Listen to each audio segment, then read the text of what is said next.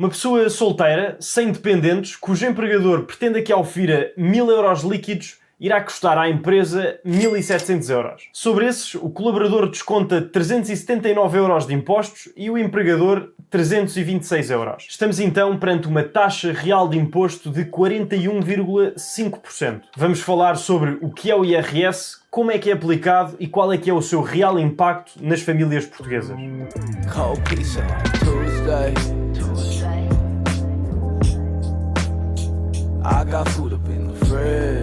O imposto sobre os rendimentos das pessoas singulares, conforme a nossa Constituição, visa a diminuição das desigualdades sociais e será único e progressivo, tendo em conta as necessidades e os rendimentos do agregado familiar. Mas antes de entrarmos em grande detalhe, convém estabelecermos estas três definições. Os residentes são tributados pela globalidade dos seus rendimentos obtidos em Portugal e no estrangeiro, o chamado Worldwide Income. Os não residentes são tributados pelos seus rendimentos obtidos em Portugal, ou seja, na fonte. E os residentes não habituais constituem um estatuto peculiar à parte e que merece todo ele um vídeo. Agora, não vale a pena tecermos críticas ao sistema, positivas ou negativas, sem antes sabermos como vigora e como é que é implementado. Portanto, esta é a lógica do IRS. A sua aplicação é composta por duas fases, a analítica e a sintética. Na fase analítica, procura-se responder a três questões: quanto e quando é que há oferir rendimentos, bem como de que tipo foram, isto é, em que categoria é que se enquadram. Estão previstas 6 categorias de rendimento. Na A, os rendimentos que advêm do trabalho dependente, que corresponde à grande maioria dos casos. Na B, os rendimentos empresariais e profissionais ou independentes. Na E, os rendimentos de capital, como os juros, por exemplo. Na F, os rendimentos perdiais, vulgarmente designados de rendas. Na G, as mais-valias e na H, as pensões. É importante referir que estamos a lidar com o rendimento bruto de cada categoria. Ainda temos de deduzir para cada uma delas a quantia em que o contribuinte incorreu para obter esses rendimentos, as chamadas deduções à categoria. Depois de subtraídas, obtemos o rendimento líquido tributável de cada uma. Passamos à fase sintética, onde começamos por somar todos os rendimentos líquidos. O total deste somatório corresponde à matéria coletável,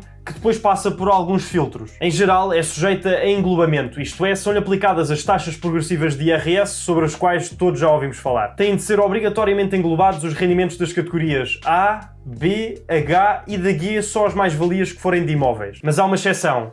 Há determinados rendimentos, nomeadamente os das categorias E, F e G em geral, que estão sujeitos a taxas especiais ou liberatórias de 28% fixos e que são, portanto, proporcionais. Perguntam-me então, mas a Constituição não diz que o IRS deve ser progressivo? Com certeza, podem optar na mesma pelo englobamento, se vos for mais vantajoso, mas são raros os casos. O porquê da existência deste tipo de taxas também ficará para todo um outro vídeo. Aliás, é matéria relacionável com o Estatuto do Residente Não Habitual. Uma vez aplicadas as taxas respectivas, isto é, feito o produto entre a matéria coletável e a taxa de imposto associada, obtemos então a coleta. No fundo, corresponde à percentagem do nosso rendimento que será deduzido para o Estado. Depois, sobre a coleta, são feitas outras deduções que têm em consideração as necessidades de cada agregado familiar, como preconizado na Constituição. Estas deduções correspondem a uma pequena parte das despesas que todos temos no decorrer do nosso dia-a-dia e é uma das razões pelas quais devemos pedir a fatura com contribuinte. Por norma, uma família numerosa tem mais despesas do que uma família sem dependentes que aufira o mesmo valor de rendimentos por ano,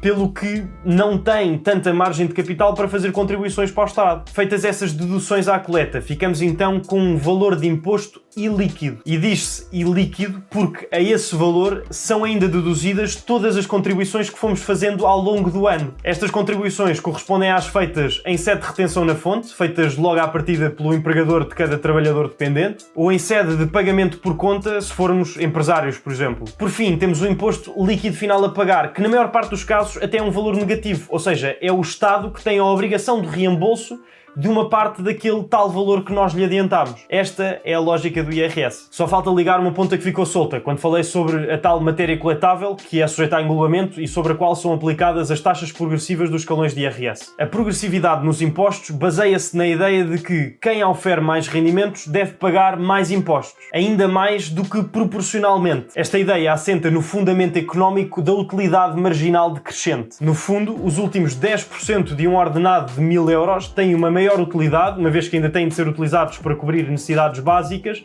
do que os últimos 10% de um ordenado de 10 mil euros. Apesar de, neste segundo caso, estarmos a falar de um montante de 1000 euros, e no primeiro caso de apenas 100. Esta progressividade do imposto no nosso país é determinada pelos escalões de rendimento anual total. Aliás, no Orçamento de Estado para 2022 foram propostas alterações com a passagem de 7 para 9 níveis, através do desdobramento do terceiro e sexto escalões, contrabalançado pelo recuo do último escalão. Também as tabelas de retenção na fonte foram ajustadas e podem ser consultadas através do link na descrição. Há várias e é mais prático ver diretamente aquela que vai de encontro com a nossa situação em particular. Qual é que é a diferença entre os escalões de IRS e as tabelas de retenção de IRS? Os primeiros ditam o valor a pagar de imposto total relativo ao ano fiscal. As tabelas de retenção estabelecem o valor a adiantar ou descontar todos os meses para esse efeito. O Estado não tem como saber a cada ano quanto é que cada indivíduo vai oferir e quanto é que vai ter em despesas dedutíveis à coleta. É por isso que ocorrem acertos finais, sempre relativos ao ano precedente, seja para recebermos um reembolso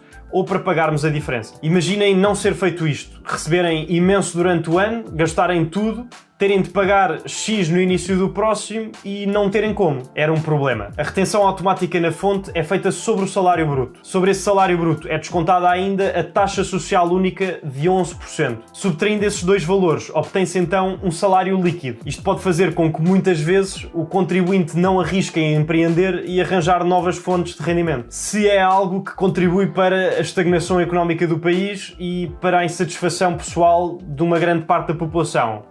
Não sei, cada um deve fazer a sua análise. Factualmente, no entanto, é certo que incentiva a evasão fiscal. Por outro lado, também é um desafio em Portugal para o empregador, no caso dos rendimentos da categoria A, proporcionar bons salários aos seus colaboradores, uma vez que o custo que vai ter com cada um é extremamente avultado. Como disse no início do vídeo, uma pessoa solteira, sem dependentes, cujo empregador pretenda que aufira 1000 euros, que é o valor médio nacional, sem contar com duodécimos e subsídio de refeição, vai ter um custo para a empresa de 1700 euros, como podem calcular através do simulador do Doutor Finanças. Outro exemplo, para uma pessoa oferir um gigantesco salário de 2500 euros líquidos por mês, a empresa vai ter de pagar, efetivamente, 5.370 euros, que corresponde a uma taxa real de imposto superior a 50%. Podem e devem simular outras situações e mesmo a vossa própria, através deste que é o melhor simulador que existe para o efeito, que é o simulador do Doutor Finanças, que é também o patrocinador deste vídeo. Além da progressividade do sistema fiscal, é relevante olhar também para o valor absoluto da taxa média de imposto para cada nível de rendimento. Portugal é um país onde, para qualquer nível de rendimento, se tem das maiores taxas médias de imposto, em termos nominais e ajustando para paridade de poder de compra,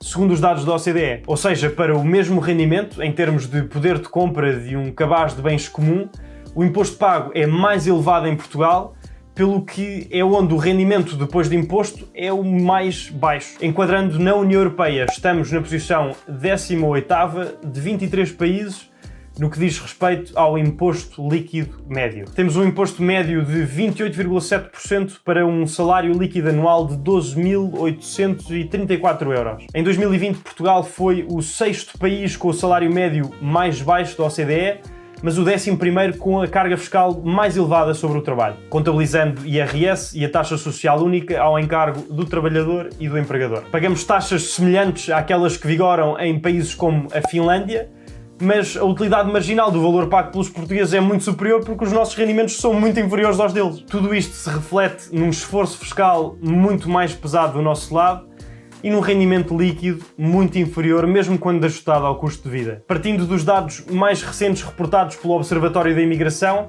decidi comparar valores portugueses com os dos principais países da União Europeia para onde os portugueses mais imigram. Olhando para os valores médios do salário bruto e para a tributação aplicada sobre o mesmo, numa tentativa que vale o que vale de ajustar ao custo de vida, só a Holanda, a Bélgica e o Luxemburgo têm taxas aplicadas sobre o salário médio superiores à de Portugal. Nesses países, o salário bruto assume um valor muito superior ao dobro, no Luxemburgo quase atingindo o triplo daquele que é o valor português. Espero que tenham gostado desta exposição e que tenha sido útil. Gostava imenso de ler a vossa perspectiva nos comentários. Não se esqueçam de subscrever para mais imobiliário, dinheiro e finanças pessoais. Obrigado por terem assistido até ao fim, um abraço e até à próxima semana.